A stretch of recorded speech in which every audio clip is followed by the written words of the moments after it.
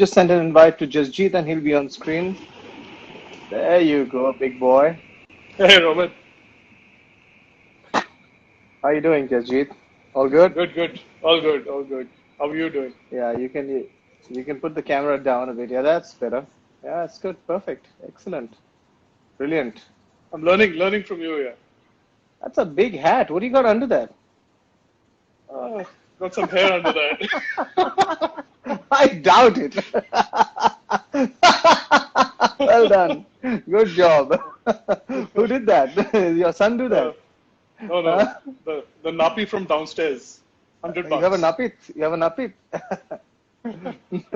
Well done. Good one. Good, great.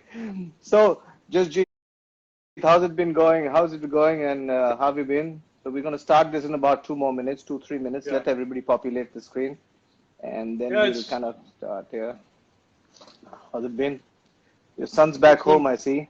Yeah. yeah, he's back home, yeah. You're driving him around? No. So he's driving me around. It's the other way around. Anit is saying hi. There are lots of your friends tuning in to Yeah. Hi get to all of them. some. There you go. So fantastic. So good. So Jasjit, I know I met you in Calcutta. I don't know. I don't even remember when. I mean, it must have been maybe, I don't know what, nearly 40 years back. Yeah, So many how's years it back. been and how did you, how's it been for you and what's happened and tell us a bit about yourself and then we'll get into all the technical stuff that you've done. You know, the high performance, the national coach, you've done a lot of these, Yeah, you've worn a lot of hats, you know. yeah, So I think those are great things that we need to get from you and to understand how we can actually make performance better for all the kids out there, you know, all the national teams which go out. You know, you obviously have a version that you want to share with us about yeah, what you've done. But a bit about you before that. I mean, you come from a golfing family. I've played a lot of golf with your father. I yeah. mean, Sardar Joginder Singh has been been played a lot of club tournaments. I've played with him, and of course, your sister's been a golfer, good golfer, and you, of course, were the best in the family. So let's hear a bit about that. Yeah, so my golf journey started a long time back, as you know, and Yeah. way back in Tolliganj Club and the Royal Calcutta Golf Club and the Fort William, of course. Uh, it was, I mean, I remember playing with you guys, and competitive golf was always there. Lots of club golf, which we can talk about as it's pretty kind of going out of fashion nowadays. I don't see too much of club golf happening, Right, uh, right. especially like it used to happen at the Tolliganj Club. Uh, but you know, I went to a boarding school, so what happened was golf was one of the sports that I played. There were many others. Uh, I used to always swim. I swam, uh, you know, a lot in school, a lot in the swimming club in Calcutta, and Mm-hmm. probably won over 200 races in swimming. Did boxing in school, played hockey, played. So there are a lot of sports that kind of, you know, and I feel that looking back, that really helped me to get a good understanding about sport in general. And I was always inclined towards sport. Uh, Right. so it kind of started from there.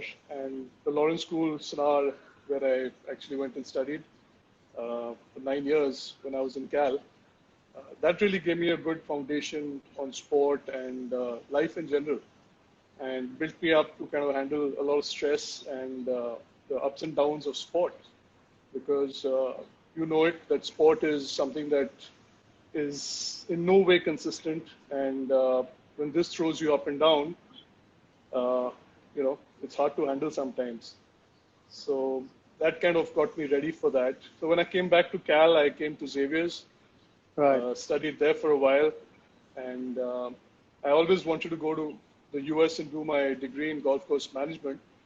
Um, my dad was against it, obviously. He kept saying, you know, you've got to play golf, you know, being a little biased, but like, you know, there was hardly anyone teaching golf in India in those days. And, Right. Right. you know, so it wasn't looked upon as a career option which could kind of make you a living. and was compared to a really low kind of society thing to do. For some reason, I don't know why. Um, so I guess when I applied for the US, I was turned down for my visa the first time. And, I was really persistent because I waited for that lady to actually get transferred out from the visa office so that I could apply again. Perseverance to the max. And so I did that. And the first time actually when I applied with her, she was like, you're doing economics and why would you leave that to do golf? She just couldn't understand it. And I kept telling her that, maybe I couldn't sell things too well those days. So she said, no, you can't go there. And so second time when I went and I explained everything to this guy who was there, and he understood, and he said, this is the first time I'm giving you a visa for this kind of a specialized course. Yeah. And but all the best, do well, So that was the start. Landed up in the US. My journey's been pretty crazy. So I landed up with like $400 in my pocket when I landed in the US. And uncle picked me up in Florida, dropped me with some family in another Sikh family in Florida, and stayed there for a week before I got my apartment. So things kind of my apartment was I just had a sleeping bag on the ground and a $14 Walmart lamp on one corner, and that was fine for me at that point, because it's a vocational course and you don't have on-campus housing or no one gives you anything there, right? So it was very new to me. I'd never traveled outside of Kolkata, pretty much, and so it was a whole new experience. And I used to wear my turban and have my beard and everything, and which I don't think was an issue at all. In fact, made a lot of friends, and people were very nice. I mean, it taught me a lot of things going to the US and being on my own. It was one thing being in a boarding school, and it was another thing going out and trying to earn your living with just, a little bit given to you, and you have to make best with what you have.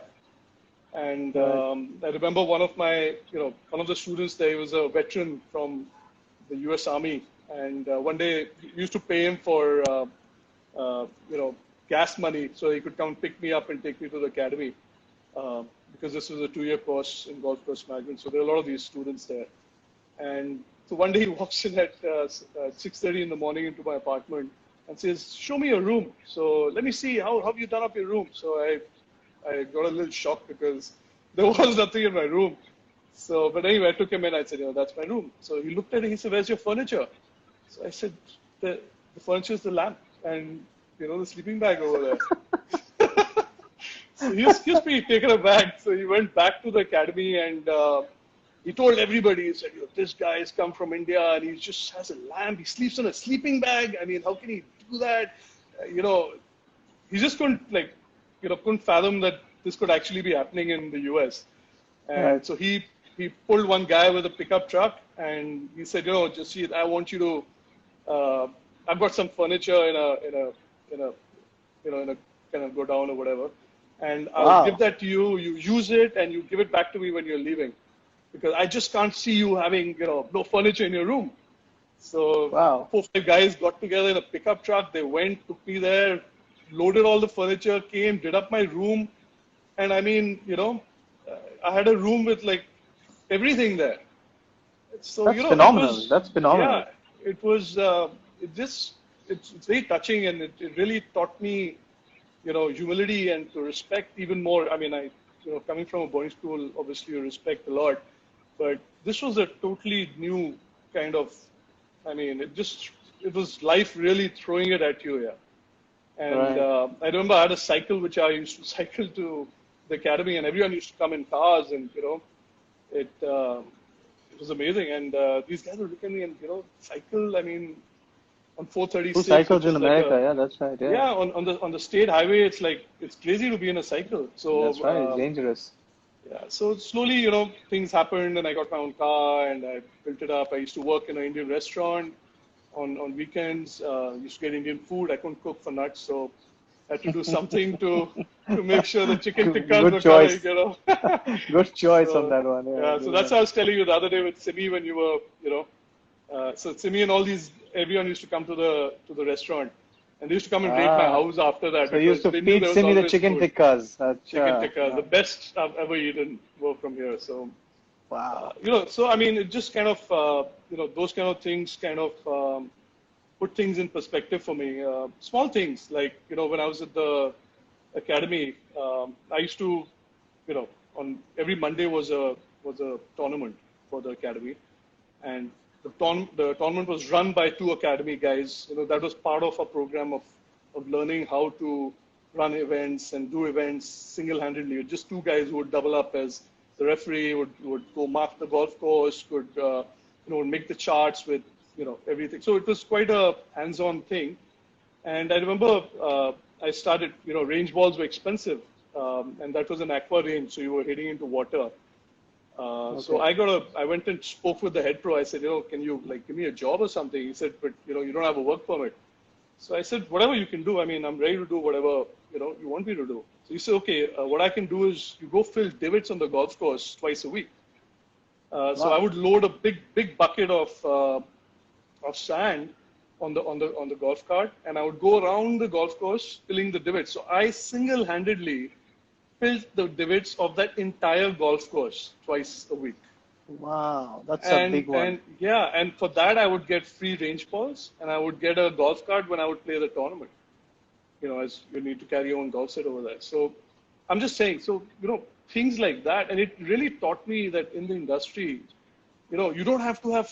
I mean, it's great to have labor and give people employment and have people and run them and everything, but how work can just be done by just one person can do so much, and you're able to kind of go out and do it yourself rather than keep asking on whether you could do it or can't do it or how do I do it.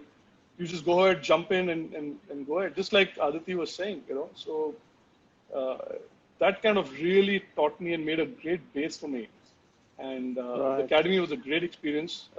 It's, I mean, one of a kind.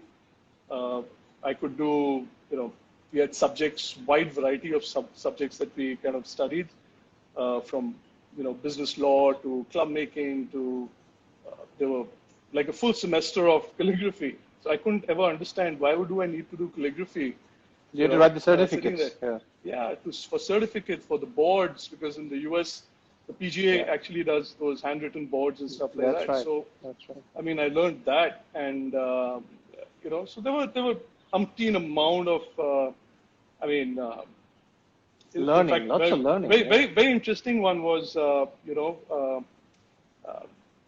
we were just chatting, and so I said, I took a loan from Allahabad Bank in those days, which was like unheard of. You'd never heard of a student loan. I think I was the first guy to get it, and I landed up, and I told this. I was just speaking to my friends. I said, you guys have like a 2% interest rate over here in the U.S., and I'm going to pay like 17 or 18% on the money I've taken. So someone over there kind of leaked it to the dean in the academy, and they don't give scholarships there. And so the dean Right. called me the next day. So I was really worried. I mean, I said, the dean's called me. Maybe I've done something wrong. So he goes like, we've been talking about it. So I couldn't understand what he was talking about. And he goes, I couldn't sleep last night. So like, like what happened? What have I done? So he goes, I can't fathom that you're going to pay 18% on your student loan, and